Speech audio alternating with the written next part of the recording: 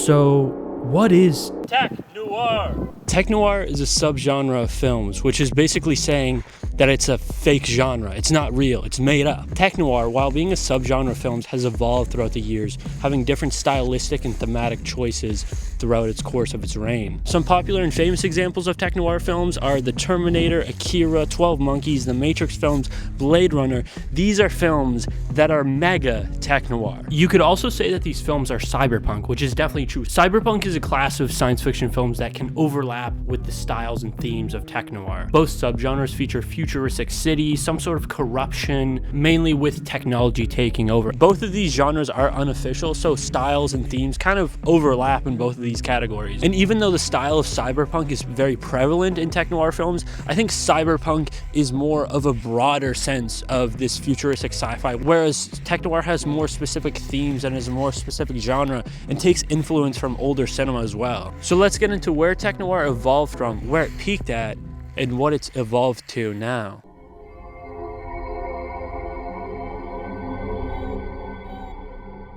Tech-Noir comes down from a genre of filmmaking called film noir, which was very popular back in the 40s and 50s.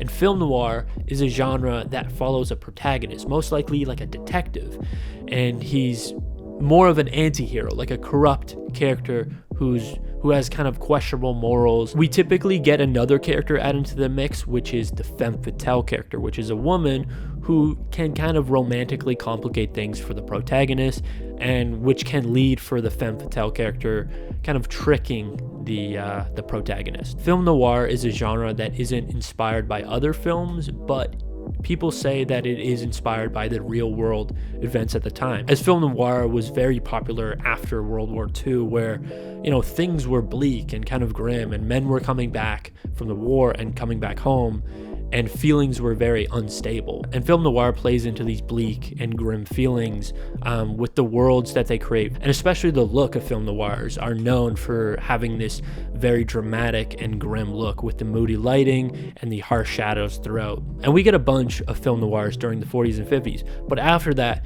in 1965, we get one of the first Tech-Noirs titled Alphaville. Now, Alphaville isn't a full-on Tech-Noir, but it's the first to blend these film noir elements with sci-fi elements. And as well, it's kind of like a satire on the film noir genre, and I didn't know that going into this movie, so watching it, I kind of thought it was just being unironically corny just because it's a movie of the 60s. But Alphaville, I found, is a very interesting film for the start of Tech-Noirs because it has very film noir attributes, but sprinkled in are some little like tech sci-fi elements too, because we got this secret agent Lemmy, and then as well Lemmy does have some voiceover narration, which is key. There is a femme fatale character added into the mix, and then as well just the way it's shot is very film noir with the lighting. As well, it's literally black and white. It is fully into the style of film noir. But when we get to the sci-fi elements, I found it was kind of underwhelming, and I wasn't, you know, going into this film looking for a sci-fi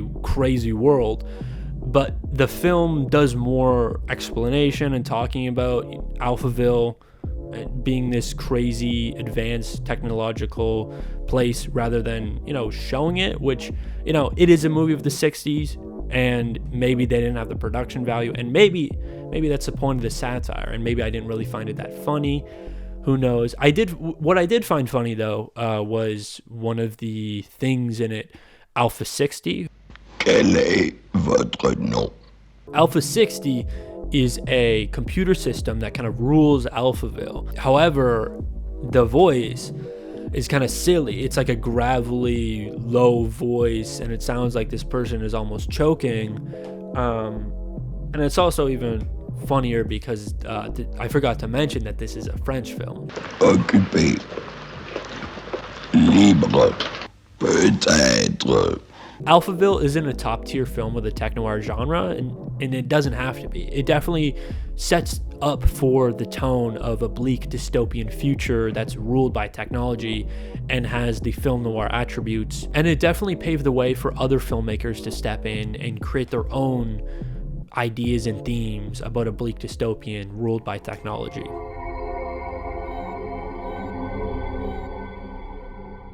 Now, Blade Runner is the true form of Tech-Noir. Based off the book from Philip K. Dick, keep that name in mind for a second, it was released to theaters in 1982 with kind of meh critical reception and kind of underperformed at the box office. Infamously known for its bad ending from the theatrical cut that actually used footage from The Shining. Can I borrow some of the footage from The Shining for the preview? He said, okay. He gave me, next I had 17 hours of footage from The Shining. Cut it in. It made the preview much better.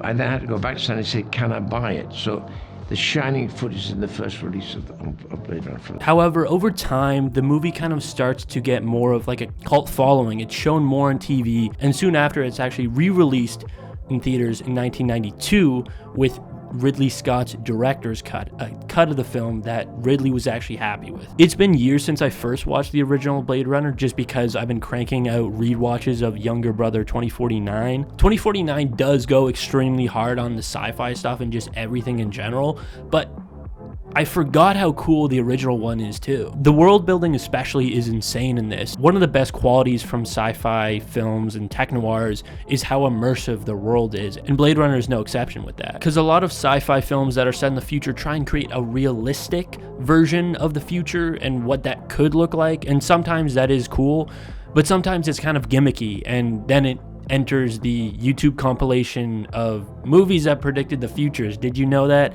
And then it's right beside The Simpsons season 17, episode 14. However, what I find much more intriguing is a futuristic sci-fi world that immerses you in the fictional world, rather than trying to replicate what our world would look like years later. Sure, there are things that the Blade Runner universe has that are more common in this modern day and age, especially with its portrayal of technology, but when watching Blade Runner, you're entranced watching this version of the future that can feel otherworldly at times, with its haunting synth score that lurks throughout the film, helping create this bleak atmosphere. And a lot of movies in the tech-noir genre don't fully go into the subgenre, meaning they might have elements similar to film noir, but don't fully merge both of the genres together as seamlessly like Blade Runner does.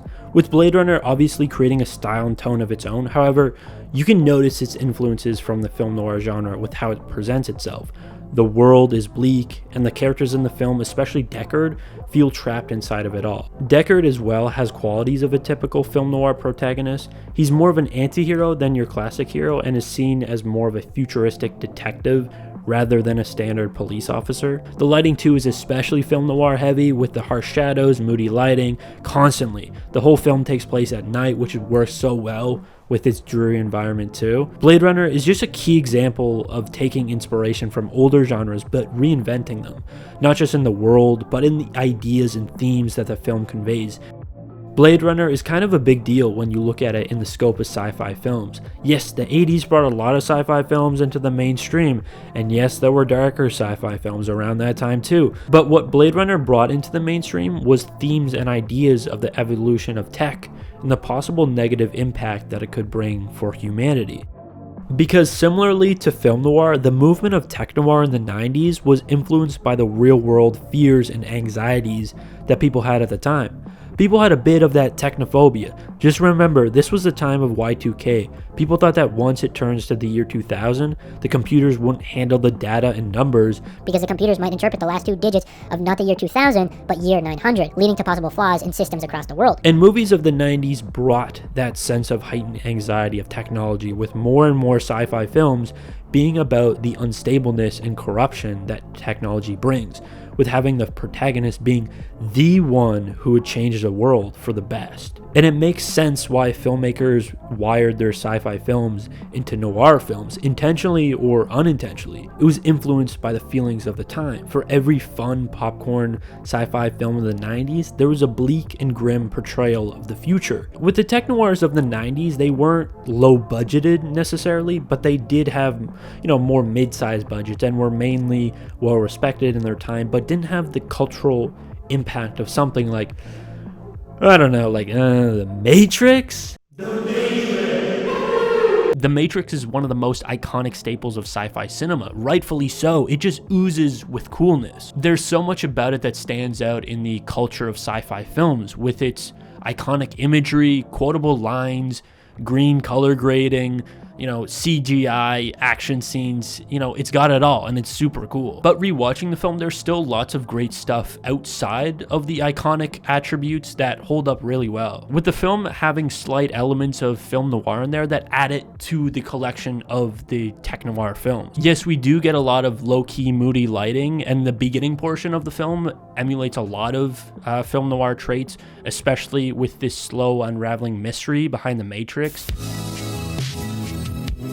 The early 2000s, specifically from 2000 to 2005, featured some fascinating futuristic films that still fall into the category of tech-noir. And even big boy director Steven Spielberg dipped his little baby toes into the world of tech-noir. And the films that he dropped in his tech-noir era were some of his darker, more grittier sci-fi films compared to the more lighter, fun sci-fi films that we saw from him in the 90s. AI, short for or artificial intelligence, does have slight elements of tech-noir in it, and it has a really interesting perspective on futuristic technology, as it's kind of like a robot Pinocchio story, where it features this little boy who's a robot and he wants to be a real boy. And I remember seeing it for the first time and I was kind of creeped out, but it's also a really good sci-fi film that has really great world building to it as well. 1 year later, Spielberg decided to drop 2 banger hits of his career. One, Catch Me If You Can. Tom Hanks, Leo DiCaprio, they run around the world. Amazing film. But more importantly to the video, Minority Report. It's also based on the book from Philip K. Dick, and remember I talked about him. He was the guy who wrote the Blade Runner book, so there's more of a connection. In the film, it follows Tom Cruise, who is part of this pre-crime police force who arrest people who, they haven't committed the crimes yet, but they know that they committed the crimes because they have these people that are in a pool and they can predict the future. And the movie brings in a huge central theme from tech-noir, which is the fearful presence that technology has on society. As Tom Cruise's character John finds out that he is somebody that's going to get arrested and he's going to kill someone that he doesn't even know about. And so it's interesting how the film turns on him, as the film doesn't portray the world as already corrupt and just everything's flawed and terrible, but it shows how this police force is working, and it shows how it is useful, but then it shows how it can turn on him, which is a really interesting way that they do it. And as tech-noir was kind of slowly going away, we did get a really interesting tech-noir film from 2006, A Scanner Darkly, which is a very underrated film, and I watched it for the first time just recently, and it's also adapted from a Philip K. Dick book. So everything that we've learned comes together. Philip K. Dick is the man. He's not a dick. And the film has Keanu Reeves, who cannot get enough of tech-noir, and he plays an undercover cop. It's Keanu Reeves, and he puts on this high-tech suit, and it kind of blends his identity with there's weird faces just kind of changing every second, and he has an anonymous voice.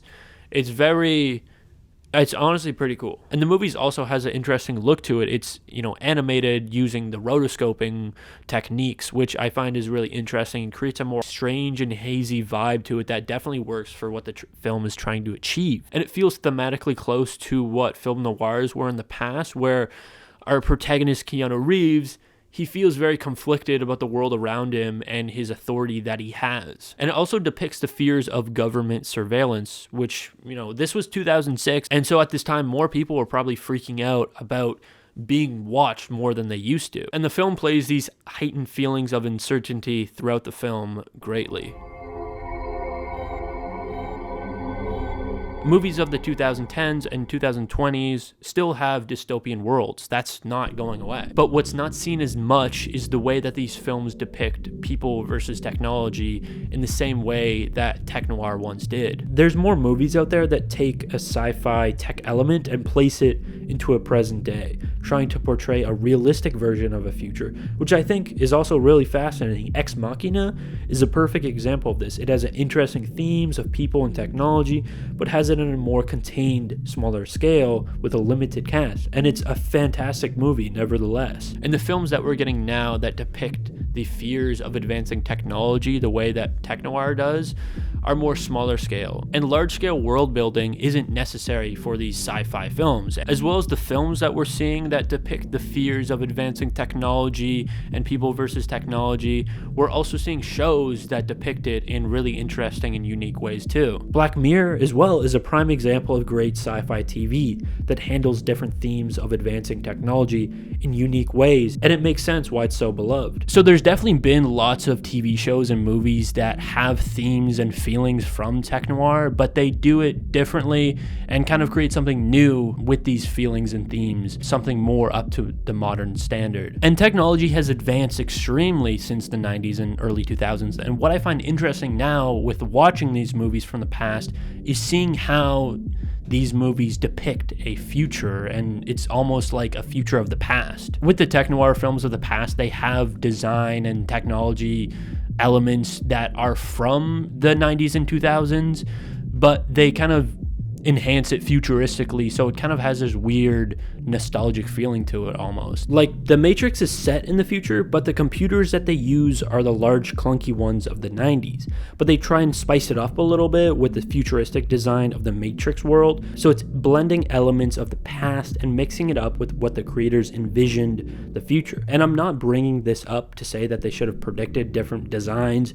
or better technology for the movie, but with modern age technology, a lot of the designs are more sleek and minimalistic, and that's fine, but there's not really the same charm that you once had where it's something that's purposely minimum. And a lot of the movies now that portray the future play this minimalistic, sleek look to the future, and that's fine because it's trying to depict a future from where we are now. But what I've noticed is that these films kind of lack a visual flair or a visual style, and it kind of makes it look really watered down and boring. But all of that aside, there are very few movies and TV shows that are still putting out really interesting depictions of the future. Spike Jonze's Her is a movie that subtly shows the world of the future, blending the minimalism look with the look of the past through the production and costume design. Even though it's a film that came out 10 years ago, it predicted the fashion trends of this year so accurately, like I've never seen a movie or show do something like this. Severance is another great show that has a great approach to its futuristic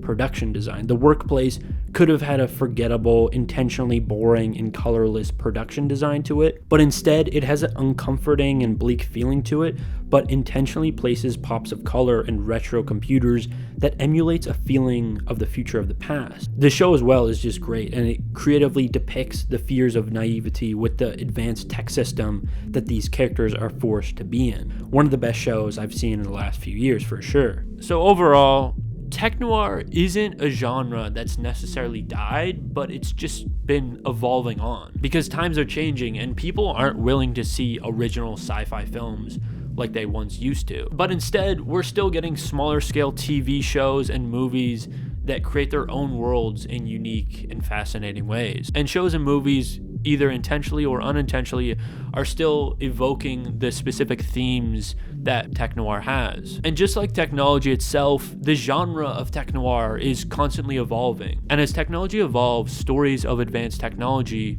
will arise. So is Tech-Noir an art that's been lost, or is it an art that's just evolving over time? We'll see.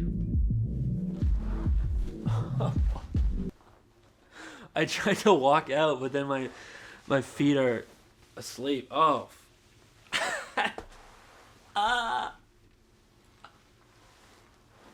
Okay, video's over. Video's over. Hey, get out of here.